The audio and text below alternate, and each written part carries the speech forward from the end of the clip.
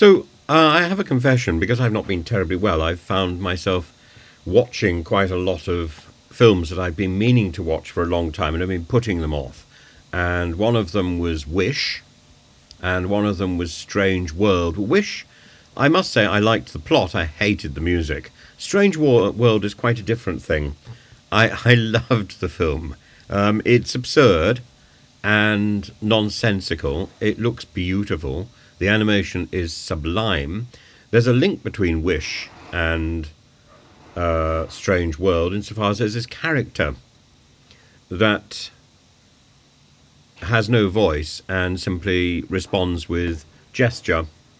In Wish, it's a star that was modelled quite clearly on the animated gestures of Mickey Mouse. And I think the same thing is also true with these little thumbs up gestures made by the blue creature, who I think is called Splodge or Splat or something, in this Strange World, where Jaeger Clade goes off searching for a route across the mountains and doesn't come back for 25 years, and his son Searcher Clade becomes a farmer and takes care of this new crop of electricity generating Brussels sprouts, along with Meridian, who's Searcher Clade's wife, and their son Ethan, who is simply delightful. Jabuki Young White, who I think must also be the first openly gay character in a Disney film, with a love interest, and Callisto, Lucy Liu, and it's as I say, it's charming. I could have done without learning that the name of the hidden kingdom, this strange land, is called Anal Onia. I think it's pronounced Analonia, but I mean when you see it written down, it's highly suspicious. And given the fact that we're inside a being like a sort of flying turtle, it's something out of Baron Munchausen. So there's plenty to delight. But I think what is so extraordinary about this film is just how real these animated family members are.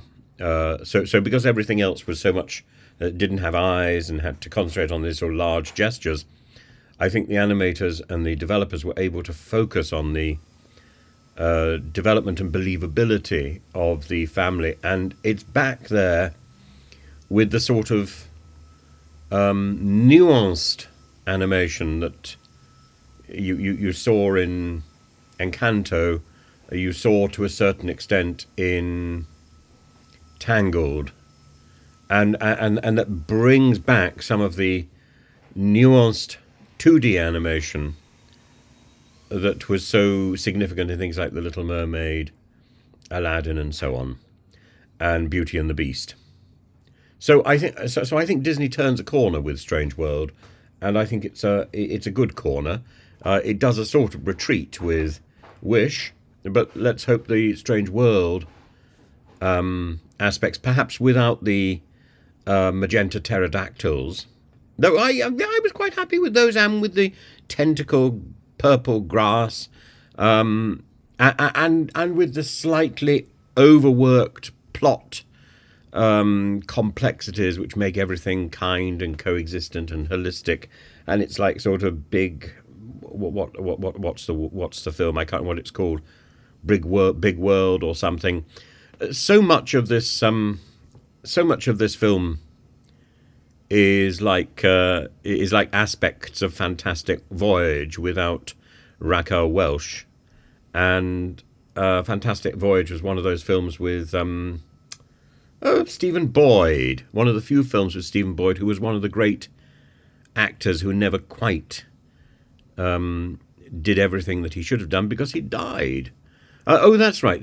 Raya and the Last Dragon. It's a little bit sort of whimsical in that direction.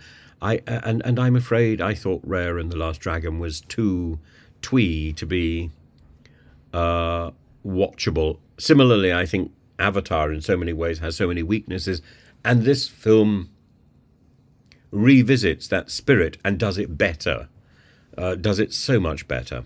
So if you haven't seen Strange World, it's like all the best bits of Raya and the Last Dragon, all the best bits of Moana, all the best bits of Big Hero 6. And I think they're actually all made by the same team, Don Hall and Nguyen. And they're Paul Briggs, and there's somebody else as well.